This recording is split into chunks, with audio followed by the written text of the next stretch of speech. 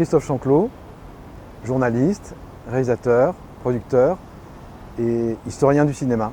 J'ai jamais cessé de m'intéresser, j'ai collectionné tout ce qui pouvait exister comme article sur Bruce Lee et c'est ça qui m'a permis ensuite d'écrire sur lui, de faire des articles depuis 25 ans maintenant.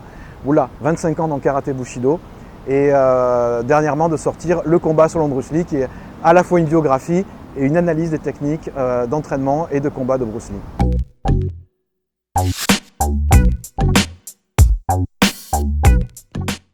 Alors on a réfléchi pendant pas mal de temps pour savoir ce qu'on allait faire pour le 40e anniversaire de la mort de Bruce Lee, sachant qu'il y avait eu déjà 4 ou 5 hors-série au cours des 4-5 années écoulées. Donc il fallait trouver un angle d'attaque.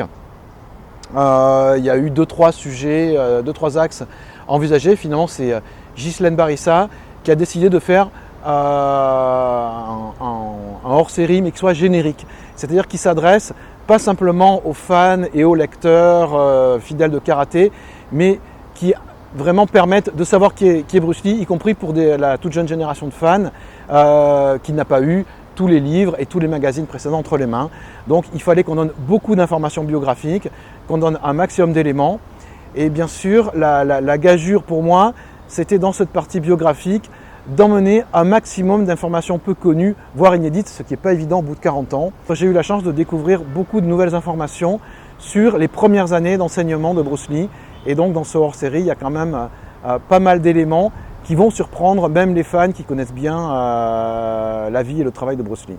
Ce hors-série, comme plusieurs des numéros précédents, est accompagné d'un DVD pour lequel donc, on est allé trouver quelques experts, dont Didier Bédard qui nous fait une démonstration de mannequin de bois, parce qu'on sait que Bruce Lee avait son propre Mukjong, son mannequin de bois de Shaolin. On a également une démonstration du Silim Tao, le premier Tao du Wing Chun. Et puis là maintenant, on va publier dans leur série, et surtout on va voir en exclusivité sur le site de Karaté, l'interview de Bernard Murat. On ne l'a pas eu à temps pour le DVD, mais vous allez la voir maintenant. Donc Bernard Murat, en fait, c'est le comédien qui, dans les années 70, a doublé Bruce Lee dans les premiers doublages, parce qu'aujourd'hui, malheureusement, sur La Fureur au Dragon, Jeu de la Mort, on entend d'autres voix parce que les doublages ont été refaits, comme c'est souvent le cas dans les années 2000. Mais Bernard Murat a doublé donc Bruce Lee dans Le Frelon Vert, Le Retour du Dragon, Le Jeu de la Mort, La Fureur au Dragon et Opération Dragon. Et on entend toujours, heureusement, dans l'édition actuelle en Blu-ray et DVD d'Opération Dragon, on entend toujours la voix de Bernard Murat. Alors pourquoi on a voulu aller le rencontrer? Parce que Bernard Murat est quasiment le seul doubleur au monde à avoir repris à la perfection les intonations de Bruce Lee. Quand on écoute les versions françaises doublées par Bernard Murat, on a vraiment le sentiment que Bruce Lee s'est doublé lui-même en français, tellement on est proche du phrasé et de la façon de parler de Bruce Lee. Quand on écoute la VO chinoise, qui n'est pas la vraie voix de Bruce Lee, on est déçu parce qu'en fait, la version française est finalement plus proche, en tout cas de la voix de Bruce Lee en anglais. Bernard Murat, aujourd'hui, c'est un grand comédien, surtout, et un grand directeur de théâtre. Il dirige le théâtre de Sacha Guitry, le théâtre Édouard VII, et il a mis en scène assez récemment Le Prénom, qui a été un gros succès au théâtre et puis au cinéma. Et maintenant, nous nous rendons au théâtre Édouard VII pour rencontrer Bernard Murat. Or don't hit back.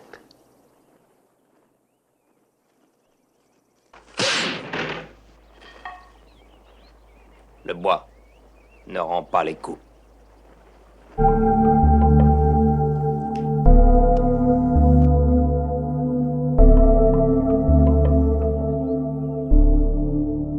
J'ai passé en tout et pour tout 8 jours de ma vie entière à doubler Bruce Lee. Donc si on met les 2-3 jours qu'il faut à chaque fois, donc non, pas du tout, c'était une goutte d'eau dans ma vie ça. Et on ne pouvait pas savoir non plus, ça me fait très plaisir de voir la jeune génération que vous représentez être fanatique de tous ces films, parce qu'à l'époque, ce n'était pas le cas. Hein. Donc, non, ça m'a amusé, j'ai trouvé que le film était bien fait surtout, et que l'acteur était formidable. Bon, voilà. Donc, on m'a fait une projection et j'ai dit oui. D'accord. Voilà. Alors bon, le mystère, c'est ce phrasé très particulier qu'a Bruce Lee. Est-ce que c'est vous qui avez choisi de le reproduire ? Non, mais la tâche d'un acteur, quand il va doubler un autre acteur, c'est d'essayer de se fondre dans l'acteur qu'on double. C'est d'essayer d'être dans le mimétisme total et de vivre les situations comme l'acteur les vit dans le film quand on le tourne en direct. Donc c'est pas très différent du métier d'acteur à la radio, ou au théâtre ou au cinéma. C'est pareil, c'est toujours de l'art dramatique. C'est voilà, simplement on a un modèle et on essaie de se glisser dedans et de respirer comme lui et donc de parler comme lui. J'ai doublé des choses extrêmement différentes. C'est un vrai jeu d'ailleurs. C'est très excitant à faire pour un acteur. Et j'ai doublé des acteurs extrêmement différents. J'ai doublé Woody Allen pendant 25 ans, Bruce Lee pendant 10 jours et j'ai doublé Ryan O'Neal dans Barry Lyndon, j'ai doublé des choses comme ça, vous voyez, et puis Pacino dans Le Parrain. Bon, donc à chaque fois, c'est une aventure différente et on regarde le film et comme c'était la chance aussi que nous avions quelques-uns, Pierre Arditi, moi-même, de faire des très grands rôles dans des très grosses productions. On avait du temps, on avait de la qualité, donc à partir de ce moment-là, et on pouvait faire un travail extrêmement soigné qui, je crois, maintenant a un peu disparu, sauf quelques exceptions. Voilà. Tous les gens se plaignent du nouveau doublage de La Tour Infernale, enfin bon, c'est pas la voix de Steve McQueen, etc., etc. Et puis on a l'impression que toutes les voix aujourd'hui se ressemblent, qu'on voit un épisode des Experts, et quand c'est un film des années 50, 60, redoublé avec les voix contemporaines, ça casse l'ambiance. Bien sûr, et d'ailleurs, il y a toujours une anecdote qu'on racontait entre nous, c'est que le regretté, l'adorable et l'immense Claude Chabrol disait toujours qu'il ne pouvait pas voir Kirk Douglas s'il n'était pas doublé par la voix de Roger Rudel, qui était un merveilleux acteur qui avait été à la Comédie Française et qui doublait tout le temps Kirk Douglas. Voilà, et il disait, c'est mon enfance, c'est l'après-guerre, et les souvenirs que j'ai, c'est de Kirk Douglas avec la voix de Roger Rudel. Donc quand j'entends une autre voix, fût-ce celle de Kirk Douglas, il y a une partie du rêve qui ne revient pas, quoi. Voilà. Donc je ne pense pas que ça a beaucoup aidé peut-être d'avoir la voix de Raymond Loyer sur John Wayne, ou des gens comme ça, qui étaient aussi de merveilleux acteurs. Bon, Michel Roux, sur Curtis, voilà, c'est formidable. Vous avez fait donc La Fureur du Dragon, Le Retour du Dragon, Le Frelon Vert, et pratiquement 10 ans après, vous avez fait l'intégralité de la série. Oui, voilà. Alors justement, ce hiatus de 10 ans, on n'entend pas la différence, c'est comme... Non, mais parce que c'est des choses, voilà, ça revient, la mémoire, il y a un disque dur dans la tête de l'acteur, et ça revient, il suffit de revoir les images. Et moi, à chaque fois, on me dit, tiens, fais-nous Bruce Lee, ou fais-nous Fonzie, par exemple, dans Les Jours Heureux, ou la voix de Woody Allen, dans les films de Woody Allen. Je suis incapable de le faire si j'ai pas l'image. Incapable.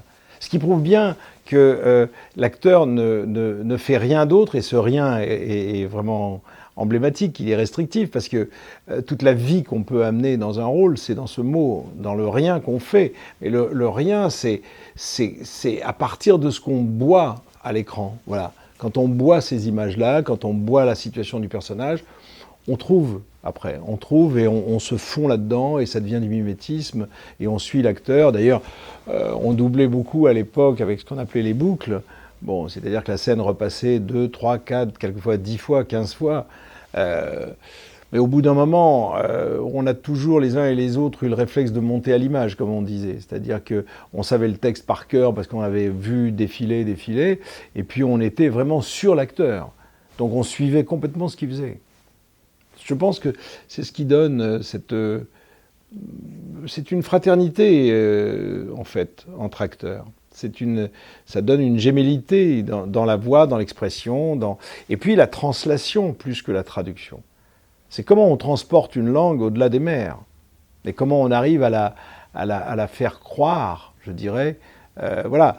Je dirais par exemple une chose très surprenante, la langue dont la synchronisation ressemble le plus au français, et on ne peut pas imaginer que ce soit vrai ce que je vais dire, eh bien c'est le japonais.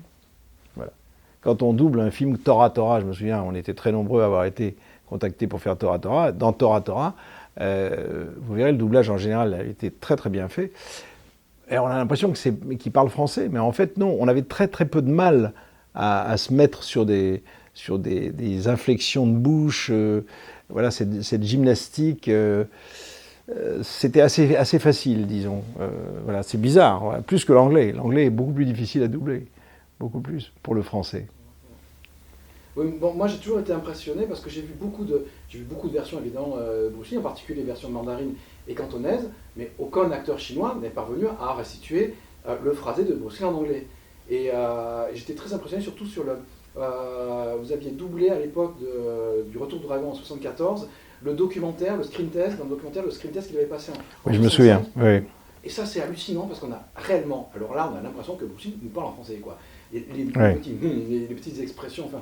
Ça, alors, à ma décharge, je dirais que il y a beaucoup de... Tous les katas, enfin tout ce qui était poussé comme cri dans ces moments-là, ça c'est sur la bande originale. Voilà. Alors d'ailleurs, c'était sans doute lui qui les avait poussés, mais retravaillé et remixé. Donc c'est jamais l'original pur. Mais ça, c'était gardé sur toutes les versions internationales. On n'a pas eu à le faire. Moi, je sais parce que il fut un temps où je faisais un peu de karaté quand j'étais beaucoup plus jeune et j'avais envie de le faire, quoi, dans le rôle, voilà, parce que je regardais les images et ça me donnait envie, quoi, voilà. Est-ce que vous avez été au courant des nouvelles versions, des réenregistrements qui ont été faits en 2000-2001 et est-ce qu'on vous a contacté? Non, on m'a pas contacté. Je sais qu'il y a de nouvelles versions qui se font de tout. Bon, c'est comme ça. Je pense qu'il y a des versions où il serait dommage de ne pas les garder. Il y a des grands films qui ont été faits. Je dis pas simplement moi, mais où il y a eu beaucoup de soins apportés au doublage. Et je pense qu'on peut difficilement faire mieux. Quand j'ai fait Barry Lyndon, par exemple, avec Kubrick, qui est venu 3 fois aux séances de doublage, on a mis tellement de temps à le faire. Et non seulement on l'a fait pendant 1 mois, mais on a recommencé 3 mois après un certain nombre de scènes dont il n'était pas content dans la version française. Je crois que cette version, elle est absolument magnifique. Voilà, avec une voix off qui est dite par Brialy, Elisabeth Wiener dans le rôle principal féminin et moi dans Barry Lyndon. Je pense qu'on avait vraiment très très bien travaillé, quoi, vraiment. Et est-ce que Kubrick comprenait le français? Non. C'est uniquement la musique, il se fixait uniquement sur la musique. Non, et puis en plus, vous savez, c'est un tournage qui a duré 11 mois. Donc, il avait surtout un compte à régler avec beaucoup d'acteurs qui avaient tourné dans le film. Donc, il voulait changer les voix. Et moi, il m'a humilié, si j'ose dire, parce que j'ai fini le doublage et j'étais très fatigué, d'ailleurs, parce que c'était vraiment prenant. Et je suis parti en vacances dans le sud et je remonte 1 mois plus tard... et je tombe dans un dîner sur l'assistante de Kubrick, Fiorella, qui était une Italienne, qui était adorable et qui avait fait le doublage avec moi, et qui me fuit. Alors je comprends pas bien pourquoi elle me dit pas bonsoir. Et en fait, elle finit par venir vers moi, elle me dit, écoute, je suis désolé, mais Stanley a détesté ta voix, il a détesté le doublage. Non, vraiment. Alors je dis, mais comment c'est possible? On a travaillé 1 mois, il a tout entendu, il a tout accepté, on a retravaillé ce qu'il n'aimait pas. Bon, ça. Elle me dit, mais tu sais, c'est toujours, il a détesté tourner avec Ryan O'Neal, donc il a un compte à régler. Et malheureusement, tu n'es pas le seul parce que Giancarlo Giannini l'a doublé en Italie et ça a fait le même truc. Bon. Et il veut refaire. Donc il refait des essais. Alors je lui dis, mais écoute, mets-moi anonymement, mets-moi dans les essais. Alors elle m'a mis dans les essais par amitié. Et donc tout Paris a défilé de nouveau. Il a de nouveau choisi ma voix. Donc après il a ri parce qu'on lui a dit, mais c'est le même acteur. Alors, il a dit, bon, mais il y a beaucoup de scènes qu'il faut refaire et tout. Alors je dis, bon, d'accord. Et en fait, il y avait 9 phrases. Voilà, il y avait 9 phrases qui ne lui plaisaient pas. Voilà. Et donc, on a refait ça. Et en fait, il voulait entendre autre chose que ce qu'il entendait en anglais. Et il trouvait que j'étais trop proche, justement, de ce qu'il entendait en anglais. Alors, à un moment donné, je me suis permis de lui dire, mais je fais ce qu'il y a sur l'image. Je ne m'occupe plus du tout de ce que l'acteur a fait ou pas. Je vois ce que vous avez gardé, c'est cette prise-là. Donc j'essaie de jouer cette prise-là. Voilà. Et ça a été réglé. Et en fait, j'ai eu une journée de plus à faire et c'était tout, quoi. C'était pas si grave que ça. Mais c'était voilà. Mais il y a toujours eu plein d'anecdotes sur des films comme ça, parce que c'était un travail qui était très méticuleux. À l'époque, on le faisait vraiment bien. Or don't hit back.